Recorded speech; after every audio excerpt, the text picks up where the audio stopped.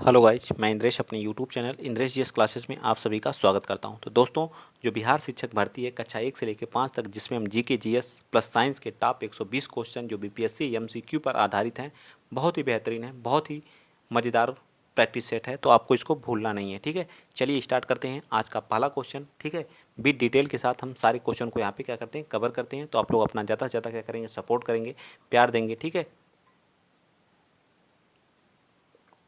चलिए स्टार्ट कर देते हैं। पहला क्वेश्चन आपके सामने है। ठीक है, क्वेश्चन नंबर 1 देखिए क्या करा। ठीक, यहाँ पे हम कुछ डिटेल से भी बताएंगे। ठीक है, कह रहा है कि वेद वेद ऋषि कपिल का संबंध भारतीय दर्शन के संप्रदाय से संबंधित है। मतलब जो कपिल मुनि हैं किससे संबंधित है, न्याय से हैं, वैशेषिक से हैं, सांख्य दर्शन से, या मीमांसा से हैं। ठीक है, चलिए बताइए, आप लोग बताते रहिए, मैं इधर लिख दे रहा हूँ। योग के कौन है, ठीक है, मैं पूछूंगा योग के कौन है।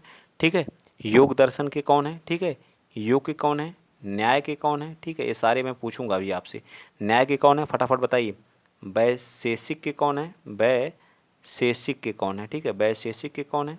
ठीक है, वैशेषिक के कौन है। ठीक, वैशेषिक के बाद कौन आता है, मीमांसा के कौन है, उत्तर मीमांसा के। ठीक है, मीमांसा के कौन है, और मीमांसा हो गया, योग हो गया, न्याय हो गया, और वेदांत के कौन है। चलिए इतना बता दीजिए, वेदांत के कौन है। ठीक है, चलिए बताइए फटाफट, फटाफट बताइए भाई कौन कौन है। ठीक, तो क्या करा है, वेद कपिल, कपिल किसके हैं बताइए, कपिल किसके हैं, फटाफट बताइए, कपिल मुनि किसके हैं। तो कपिल जी हमारे जो हैं वो किसके हैं, साख्य दर्शन के हैं। ठीक है, किसके हैं, साख्य के। योग के कौन है, पतंजलि हैं। कौन है, पतंजलि। ठीक है, याद रखेंगे कौन है, पतंजलि हैं। ठीक है, एक क्वेश्चन बहुत सारे हम यहीं भी आपको कवर करवा देंगे। ठीक है, और इसके न्याय के कौन है, गौतम मुनि हैं। ठीक है, गौतम मुनि किसके हैं, न्याय के। गौतम मुनि किसके हैं, न्याय के हैं। ठीक है, और वैशेषिक के कौन है, कणाद हैं। कौन है, कणाद हैं। ठीक है, कौन है, कणाद हैं। ठीक है, याद रहेगा। और उत्तर मीमांसा के कौन है, जैमिनी है। कौन है, जैमिनी है। ठीक है, कौन है, जैमिनी है। वेदांत के कौन है, वेदांत के कौन है बताइए, बदरायण है। ठीक है, बा से वेदांत, बा से बद, बाद रायण जी हैं। ठीक है, बाद रायण जी, याद हुआ कि नहीं बताइए। तो कपिल मुनि सांख्य दर्शन के कौन है, कपिल मुनि, योग दर्शन के पतंजलि, न्याय के गौतम मुनि, वैशेषिक के कणाद है, मीमांसा के जैमिनी है, और वेदांत के कौन है, बदरायण है। ठीक है, वेदांत के कौन है, बदरायण। याद हुआ, ये हमारे 6 क्या है, दर्शन है। ठीक है, 6 दर्शन है। ठीक, टोटल। चलिए आगे चलते हैं, नेक्स्ट क्वेश्चन, क्वेश्चन नंबर आप 54 बताएंगे। बताइए, कहा जाता है कि प्रथम बौद्ध संगीति किसके द्वारा, किसके संरक्षण में हुई थी। बताइए, जो पहली थी वह किसके संरक्षण में हुई थी, अशोक के, अजातशत्रु के, या फिर जो है तो किसके, अजातशत्रु के। ठीक है, याद रखिए किसके, अजातशत्रु के। ठीक है, पहली बौद्ध संगीति अजातशत्रु के कब हुई थी, तो 483 ईसा पूर्व हुई थी। ठीक है, जब भगवान बुद्ध की मृत्यु हो गई थी उसी समय हुई थी। ठीक है, और इसके अध्यक्ष कौन थे, तो अध्यक्ष कौन था, महाकश्यप था। ठीक है, महाकश्यप था। ठीक है, महाकश्यप इसका क्या था, अध्यक्ष था। तो राइट आंसर क्या आ जाएगा, सी पार्ट बिल्कुल सत्य हो जाएगा। ठीक है, और दूसरी किसके, तो कालाशोक के समय हुई थी 383 ईसा पूर्व में। ठीक है, और 251 में जो है किसके समय हुई थी, अशोक के समय हुई थी। ठीक है, 251 में पाटलिपुत्र में। तो मोगली तिस्य क्या था इसका, संस्थापक मतलब अध्यक्ष था। ठीक है, चलिए आगे चलते हैं, नेक्स्ट क्वेश्चन, क्वेश्चन आप अगला बताएंगे 53। बताइए क्या कह रहा है, क्वेश्चन नंबर 53 कर रहा है। बहुत डिटेल से सारी चीज़ें यहाँ पे बताई जाती हैं, तो आप लोग वीडियो को शेयर करते रहिए, चैनल को सब्सक्राइब कर लीजिए, सपोर्ट भी करिए, प्यार भी दीजिए जिस तरह से देते हैं आप लोग। ठीक है, बताइए, अलाउद्दीन खिलजी के शासनकाल में निम्नलिखित में से कौन राज्यपाल था। बताइए, अलाउद्दीन के शासनकाल में कौन राज्यपाल था, अलाउद्दीन अलाउद्दीन खिलजी के शासनकाल में कौन राज्यपाल था। बताइए 53 का, तो गयासुद्दीन तुगलक था। कौन था, गयासुद्दीन तुगलक था। ठीक है, 53 का राइट आंसर क्या आ जाएगा, सी, अलाउद्दीन खिलजी के शासनकाल में कौन था, गयासुद्दीन तुगलक था। ठीक है, इसी ने, गयासुद्दीन तुगलक ने ही जो है क्या किया था, तुगलक वंश की क्या किया था, स्थापना की थी। तुगलक वंश का क्या किया था, संस्थापक था। ठीक है, और सबसे अधिक शासन करने वाला जो दिल्ली सल्तनत है, इसमें सबसे अधिक शासन कौन किया था, तो ये तुगलक वंश ने ही किया था। अधिक शासन कौन किया था, तुगलक वंश ने ही किया था। ठीक है, चलिए आगे, चलिए आगे चलते हैं, नेक्स्ट क्वेश्चन, क्वेश्चन नंबर आप बताएंगे 54। 54 बताइए, कृष्णदेव राय जिन्होंने 1509 में और 1529 तक विजयनगर पर शासन किया, वह किस राजवंश से थे। बताइए, संगम वंश से थे, तुलु वंश से, अराविडु वंश से थे। बताइए, तो ये किससे थे, तुलु वंश से। ठीक है, किससे थे, तुलु वंश से। किससे थे, तुलु वंश से थे। कितने, जो विजयनगर है, जो हम्पी हमारा जहाँ कहाँ पे पड़ता है, यह हमारा जो है कर्नाटक वाले एरिया में पड़ता है। सबसे पहले संगम वंश, संगम, संगम, ठीक है, तुलु, तुलु, शुलु, तुलु के बाद सुलु, फिर अरावीणु, ठीक है, अरावीणु, इतने राजवंशों ने क्या किया था, उस पर शासन किया था, ठीक है, विजयनगर पे, ठीक, ये भी याद रखिएगा। चलिए आगे, चलिए नेक्स्ट चलते हैं। क्वेश्चन नंबर 55 क्या करा कि निम्न में से कौन सा पाकिस्तान राष्ट्रीय आंदोलन के सदस्यों में से एक है जिन्होंने 1933 में पाकिस्तान नाम रखा था? बताइए, पाकिस्तान नाम रखा था। मोहम्मद उमर ने, चौधरी रहमत अली ने, मौलाना आज़ाद ने, मोहम्मद अली जिन्ना ने। बताइए 55 का राइट आंसर बताइए, 55 का राइट आंसर तो चौधरी रहमत अली ने, ठीक, कौन है, चौधरी रहमत अली, ठीक। नेक्स्ट चलते हैं 56 बता दीजिए। निम्न भारतीय क्रांतिकारियों में से किसने जर्मनी के सहयोग से अंग्रेज के खिलाफ सशस्त्र विद्रोह का विचार किया था? प्रफुल्ल चाकी, अशफाकुल्ला खान, खुद्दीराम बोस, बाघा जतीन। बताइए कौन थे? बाघा जतीन। बताइए, तो इसके भी राइट आंसर क्या आ जाएगा? बाघा जतीन, ठीक है, बाघा जतीन, ठीक है, कौन थे? बाघा जतीन थे, ठीक, याद रहेगा ना। चलिए आगे चलें, नेक्स्ट चलते हैं। अगला क्वेश्चन बहुत इंपॉर्टेंट है, क्वेश्चन सारे 57 का बताइए कि निम्नलिखित में से किस नगर में स्वतंत्रता सेनानी चंद्रशेखर आज़ाद ने अंग्रेजों द्वारा पकड़े जाने के बजाय स्वयं को गोली मार ली थी? तो वो कौन सा था? इलाहाबाद का अल्फ्रेड पार्क, अब क्या कहलाता है? प्रयागराज कहलाता है। क्या कहलाता है? प्रयागराज कहलाता है, ठीक है, याद रहेगा ना। कब? इलाहाबाद का कौन सा? इलाहाबाद में इन्होंने खुद को क्या कर ली थी? गोली मार ली थी, ठीक। चलिए आगे बता दीजिए। क्वेश्चन नंबर 58, 1904 में क्रांतिकारी ने गुप्त संस्था की स्थापना की थी जिसका नाम क्या था? अभिनव भारत था। की स्थापना किसने की थी? एक ये थे वीडी सावरकर ने, ठीक है, वीडी सावरकर ने। किसने किया था? वीडी सावरकर ने 1899 में एक मित्र मेला नाम का क्या बनाया था? संगठन बनाया था, ठीक है। इस संगठन को 1904 में इसका नाम बदल करके अभिनव भारत कर दिया। क्या कर दिया? अभिनव भारत कर दिया, ये याद रखिएगा। चलिए आगे आते हैं। क्वेश्चन नंबर 59 बता दीजिए आप लोग फटाफट। बताइए, कह रहा कि गांधी का सर्वोदय से क्या तात्पर्य है? अहिंसा, अछूतों और दलितों का उत्थान, नैतिक मूल्यों पर आधारित एक नए समाज का सृजन, या सत्याग्रह। बताइए क्या था? सर्वोदय का मतलब क्या था? बताइए। क्वेश्चन नंबर 59, तो 59 का राइट आंसर क्या जाएगा? बी, अछूतों और दलितों का उत्थान, ठीक, अछूतों और दलितों का उत्थान था, ठीक है। Next question number 60, Swaraj party की स्थापना के द्वारा की गई थी? स्वराज पार्टी की स्थापना किसके द्वारा? चित्तरंजन दास और मोतीलाल नेहरू के द्वारा कब की गई थी? 1923 में की गई थी, ठीक है, 1923 में की गई थी, याद रखिएगा, ठीक है, 1923 में की गई थी। किसके द्वारा? मोतीलाल नेहरू और चित्तरंजन दास के, CR दास के द्वारा की गई थी 1923 में, याद रहेगा, याद रहेगा कि नहीं। इसका प्रथम अधिवेशन जो है प्रयागराज इलाहाबाद में किया गया था, ये भी याद रखिएगा।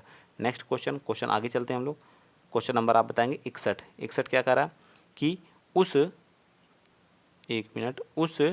उस तत्व की पहचान कीजिए जो पृथ्वी की बाहरी परत में सबसे अधिक मात्रा में पाया जाता है। तो पृथ्वी की बाहरी परत में, ठीक है, बाहरी परत की बात कर रहा है, ठीक है, पृथ्वी की 3 परतों में बांटा गया है, ठीक है। एक क्या होता है? सियाल होता है, ठीक है, सियाल। दूसरा क्या होता है? सीमा, ठीक है, सीमा। तीसरा क्या होता है? नीफे, ठीक है, नीफे जिसको बोलते हैं, ठीक है। नीफे का मतलब क्या होता है? निकिल और आयरन का मतलब फेरस। इसका क्या मतलब होता है? सिलिकॉन और मैग्नीशियम, Mg, ठीक है। और सियाल का मतलब होता है सिलिकॉन प्लस एल्यूमिनियम, ठीक है। सियाल का मतलब क्या होता है? Silicon plus aluminium. तो सबसे बाहरी परत पे क्या पाया जाता है? तो सिलिकॉन पाया जाता है। क्या पाया जाता है? सिलिकॉन पाया जाता है, ठीक है। तो हमारा क्या जाएगा? बी पार्ट हमारा क्या जाएगा? सबसे सटीक आंसर आ जाएगा। मैंने इसको बता भी दिया पृथ्वी कितनी परतों में विभाजित है, ठीक है। 61 का राइट आंसर क्या आ जाएगा? तो क्या आ जाएगा? उस तत्व की पहचान जो पृथ्वी की बाहरी परत में सबसे अधिक मात्रा में पाया जाता है। तो इसका तो ऑक्सीजन दिया है, ठीक है। चलिए ऑक्सीजन, ठीक है। सबसे बाहरी परत में सिलिकॉन भी होना चाहिए, बट मुझे थोड़ा सा इसमें कन्फ्यूजन है, आप लोग खुद करके बताइएगा, ठीक है। भूपर्पटी की सतह पर के अंदर 35 किलोमीटर तक जो है हमें ऑक्सीजन सबसे अधिक मात्रा में पाया जाता है, ठीक है। सियाल, सीमा, निफे, ठीक है। तो भूपर्पटी जो होता है इसका सबसे ऊपर वाला लेयर जो होता है, एक तरह से देखा जाए तो इसको भूपर्पटी भी बोलते हैं, ठीक है, भूपर्पटी भी बोलते हैं, ठीक, याद रखिएगा। तो सबसे ज़्यादा कौन सा? सिलिकॉन को माना है, ठीक है, तो इसने ऑक्सीजन को माना है, ठीक। तो ऑक्सीजन हमारा क्या आ जाएगा? राइट आंसर आ जाएगा, ठीक। चलिए आगे चलते हैं। क्वेश्चन नंबर, और जो मैंने डिटेल से बताई सारी चीज़ें वो बिल्कुल सत्य हैं। महादेव जो पहाड़ी है, मुख्य रूप से किस राज्य में फैली है?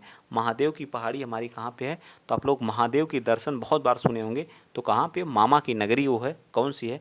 मध्य प्रदेश, जहाँ के शिवराज सिंह चौहान क्या है? सीएम है, ठीक है। शिवराज जी ये क्या है? सीएम है, ठीक है।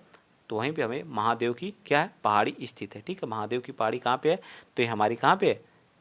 तो हमारी ये मध्य प्रदेश में। या किसका हिस्सा है? तो ये सतपुड़ा का हिस्सा है, ठीक है। सतपुड़ा का मध्य भाग है। सतपुड़ा जो हमारी पर्वत है उसका क्या? मध्य भाग है, ठीक है। चलिए आगे चलते हैं। नेक्स्ट क्वेश्चन, क्वेश्चन नंबर आप बताएंगे 63। 63 क्या कह रहा है? 63 कह रहा है कि भारत, म्यांमार और चीन के बीच का त्रिकोणीय जंक्शन दीफू दर्रा किस सीमा रेखा पर है? जो दीफू दर्रा है, भारत, म्यांमार और चीन, तो ये किस रेखा पर है? रेड क्लिफ पर है। तो ये दीफू दर्रा पड़ती कहाँ है? सबसे पहले तो ये बता दीजिए, जो दीफू दर्रा है ये हमारी कहाँ पड़ती है? अरुणाचल प्रदेश में, ठीक। कहाँ पे?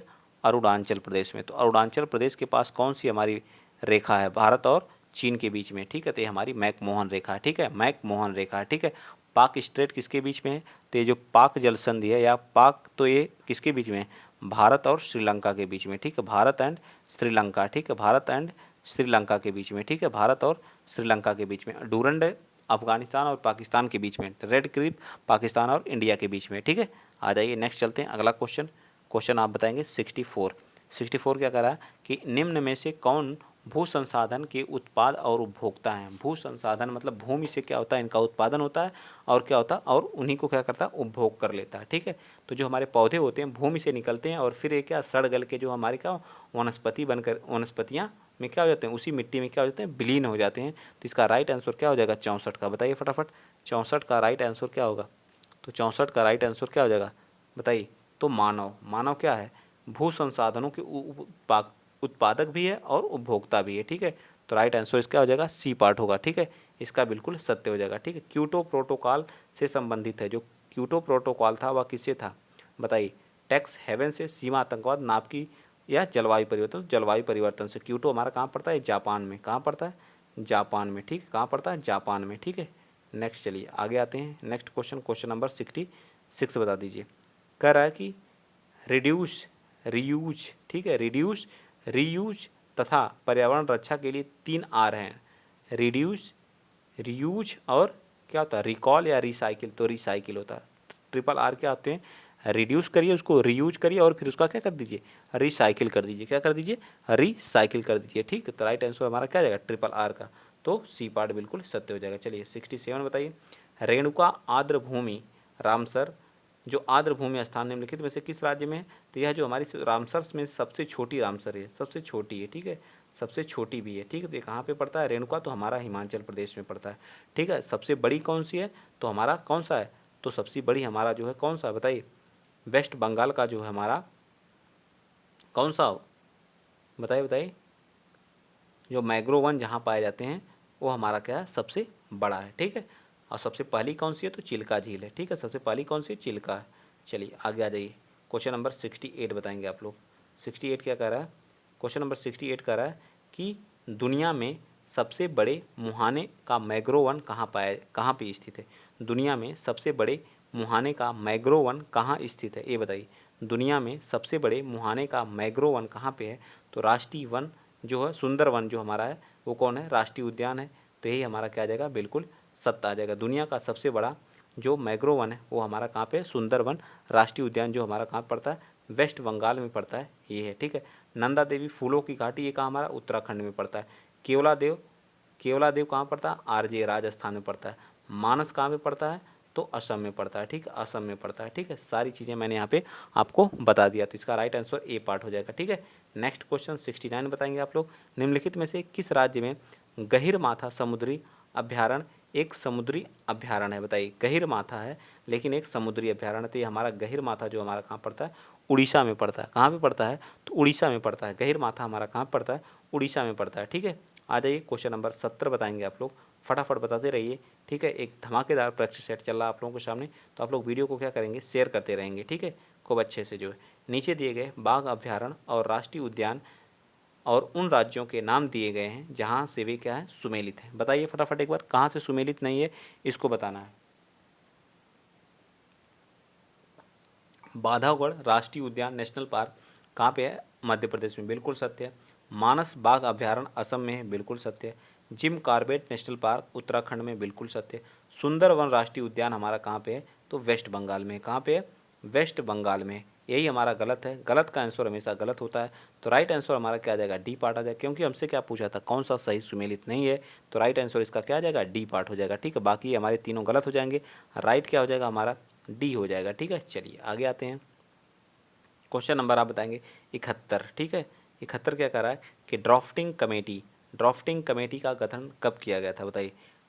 ड्राफ्टिंग या प्रारूप जो समिति थी उसका जो है गठन कब किया गया था, 9 नवंबर 1946 को, 29 अगस्त 1947 को, 17 अक्टूबर 1945 को, 14 अगस्त 1948 को। ड्राफ्टिंग कमेटी का गठन कब किया गया था, 71। तो ये जो है 29 अगस्त 1947 को हम लोग ड्राफ्टिंग कमेटी का क्या किए थे, गठन किए थे। ठीक है, कब किए थे, 29 अगस्त 1947 को डॉक्टर भीमराव अंबेडकर की अध्यक्षता में।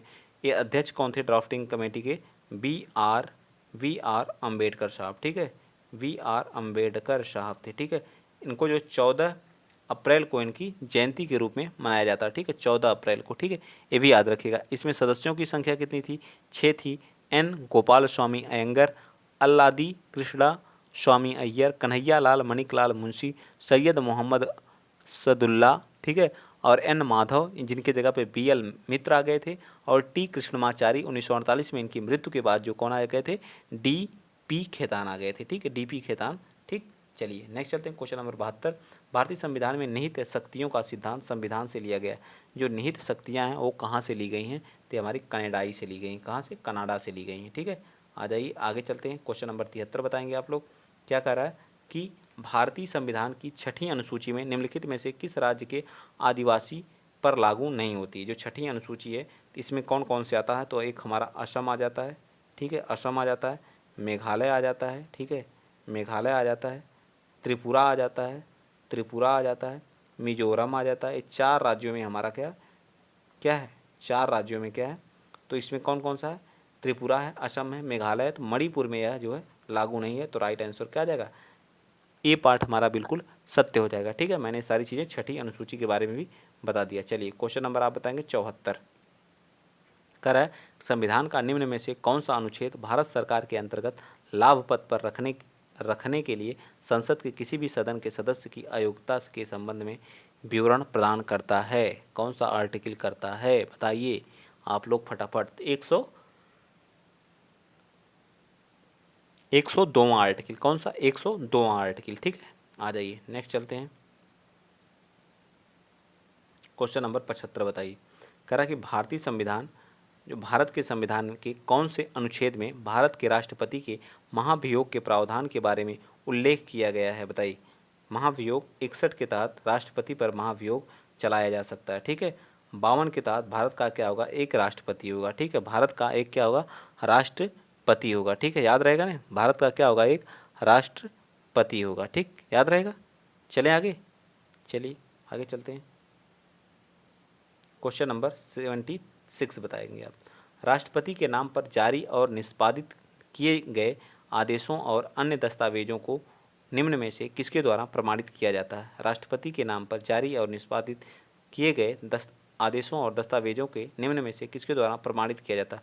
उस प्रकार से जो राष्ट्रपति द्वारा बनाए गए नियमों को निर्दिष्ट किए गए अनुसार प्रधानमंत्री द्वारा, संबंधित मंत्रियों द्वारा या राष्ट्रपति द्वारा। बताइए 76 का। तो 76 का राइट आंसर क्या जाएगा, डी पार्ट आ जाएगा। बहुत इंपॉर्टेंट है, इसको नोट कर लीजिएगा। ठीक है, इंपॉर्टेंट है। ठीक, चलिए आगे चलते हैं। Next question, question number 77। Rajya Sabha के सदस्यों का निर्वाचन जो वर्ष होता है वो कितना होता है, तो बताइए कितने वर्ष के लिए होते हैं, 6 वर्ष के लिए होते हैं। ठीक है, आगे आ जाइए। करा राज्यपाल के रूप में नियुक्ति के लिए न्यूनतम आयु तो कितनी होती है, 35 वर्ष होती है। किसके लिए, राज्यपाल के लिए, राष्ट्रपति के लिए और उपराष्ट्रपति के लिए। ठीक है, इन तीनों के लिए जो है कितनी होनी चाहिए, 35 वर्ष क्या होनी चाहिए, उम्र होनी चाहिए। ठीक है, और प्रधानमंत्री बनने के लिए लोकसभा या राज्यसभा या विधानसभा का तो 25 वर्ष होनी चाहिए। ठीक है, और विधान परिषद और राज्यसभा का सदस्य बनने के लिए 30 वर्ष होनी चाहिए, और प्रधान बनने के लिए 21 वर्ष होनी चाहिए, वोट देने के लिए 18 वर्ष होनी चाहिए। तो इसका राइट आंसर क्या आ जाएगा, बी पार्ट हो जाएगा। ठीक है, नेक्स्ट चलते हैं। Question number 79। 2 राज्यों के बीच विवाद है। अगर 2 राज्यों के बीच क्या है, विवाद है तो सर्वोच्च न्यायालय के किस अधिकार क्षेत्र के अंतर्गत आता है? अपीली, विशेष, सहकारी या मौलिक? बताइए। तो 79 का राइट आंसर क्या आ जाएगा? मौलिक अधिकार के अंतर्गत आता है। ठीक है, मौलिक अधिकार के अंतर्गत आता है। चलिए 80 बताएंगे आप लोग। ये आज का लास्ट क्वेश्चन है, इसको बता दीजिए और एक अगला क्वेश्चन आपको होमवर्क में रहेगा। ठीक है, बाकी जो क्वेश्चन बचे हुए उनको हम लोग कल देखेंगे। भारत के संविधान का कौन सा अनुच्छेद राष्ट्रपति द्वारा क्षमा आदि प्रदान किया? तो राष्ट्रपति क्षमा किस आर्टिकल के तहत? तो 72 के। ठीक है, और जो है ये वाला आपका होमवर्क में बताइए। कह रहा कि ध्वनि की तीव्रता मापने की इकाई क्या होती है? तो ध्वनि की तीव्रता तो आपको पता ही है, डेसिबल में मापते हैं। कहानी खत्म, होमवर्क तो गया।